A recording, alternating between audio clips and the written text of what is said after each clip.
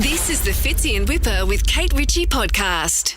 How else would you lift a feel on a Friday morning, guys, as the grey clouds gather? We think of Andy Lee and his proposal to Beck and the engagement, and to celebrate we get Hamish Blake on. Welcome to the show, buddy. Hamish.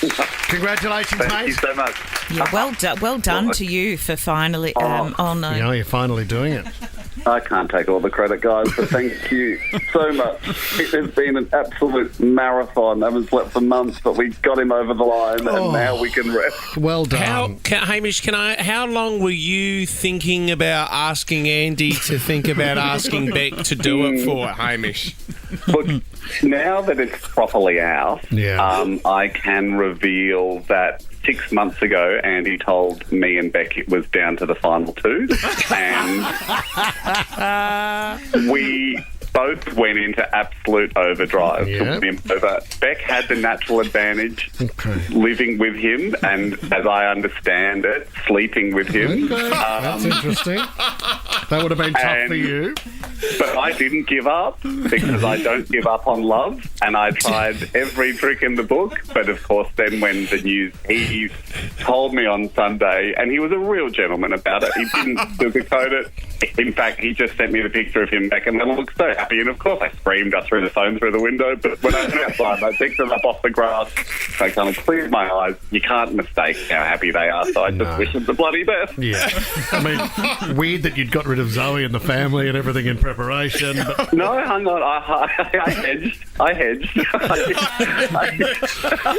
But, mate, it was interesting too that it felt very subtle, because I saw the footage of the podcast recording, and then Andy just dropped it like it meant nothing. It was just in conversation. That was the subtle surprise, wasn't it? It wasn't good. It was a good way to drop it, to be honest. It was just a casual, By the way. I thought I might get engaged after 10 years. It was great. If anyone that has seen the footage of when he announced it on the podcast, like I said, man, he did tell me last Sunday, it's not a competition, but he did tell me last Sunday, and Jack, who does the podcast with us, he found out live.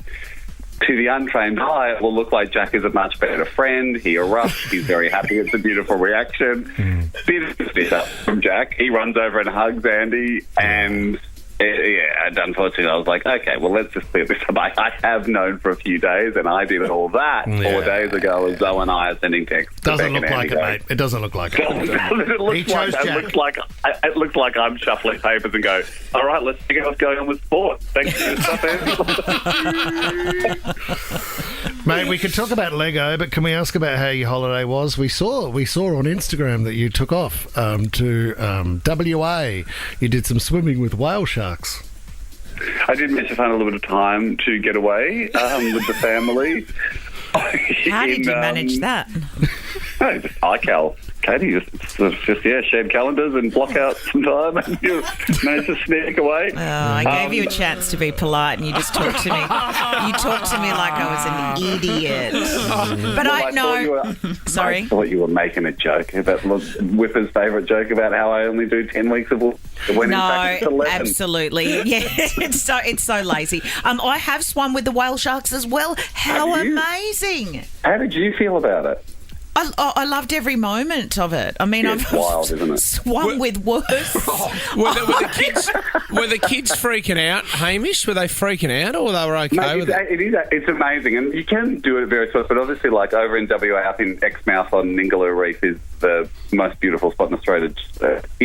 But coming from the East Coast, like, I guess I hadn't given it much thought. I thought you just jump in the water and they would be there. Like, I thought it was just like you go to this particular reef and, hang around and they'll be there. But when you get there, you realise it's 300 kilometres of reef. And the sharks are wild animals, they're in their natural habitat. So it's not like they're hanging around any particular area. And here are the Blakes. The Blakes have arrived. Guys, at 9 o'clock with the Blakes. 9:30 near the reef entrance would be awesome. Guys, we might be a little bit late, but we'll be there as soon as we get. You actually go to the boat, and each boat has a spotting plane of it, or working in the area, and they'll kind of spot where the sharks are that day, and you kind of get near them, but there's a lot of good conservation rules to not get in the shark's way, again, to not crowd them. So you get in the water, then someone else will swim over 50 metres to where the shark is, and they'll point with their hands which way it's coming, and then you all kind of line up so as not to be in front of the shark, and then you put your head in the water and it swims past you. So it's a real ballet.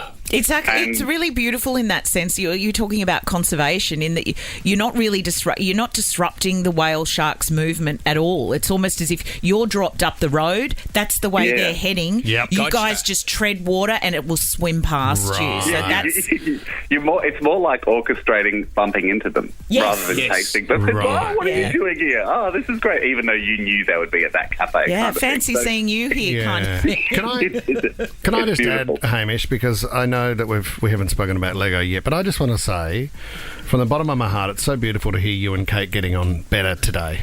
Because Kate, you did say to Hamish, "Could you sew your mouth up?" last time he was in studio. I don't think I asked him to sew his mouth up. I just said I was imagining his mouth sewn up. Right. Okay. And That was creepier. It's very different. I do love you, Hamish. You know that. I'm always speaking very highly of you. You never do. No, and look, for the next couple of times I'm going to do this on the phone, and then when I feel safe enough, I will start inching back in. Maybe the next one I'll do it from the other studio through the glass. Yeah. And I just make sure you show me your hands that you don't have a sewing kit or a Janome or anything on you, and then I hope to be back in the same room. Look, we soon. could do it a bit like the whale shark encounter, where we're dropping you up the hallway, and when I leave the studio, I may just pass you. Wow. You nod, and I'll know it's safe to get in the studio. Tom, do I have to get the credit part away? Yeah, let's do the credit. You got 10 seconds. Lego Masters celebrating DC's Batman 85th anniversary with a special Batman-themed episode this Sunday, 7 o'clock on 9 and 9 now. Thanks, Hamish. Oh, thanks, Liz. I love what you think, really, from the heart.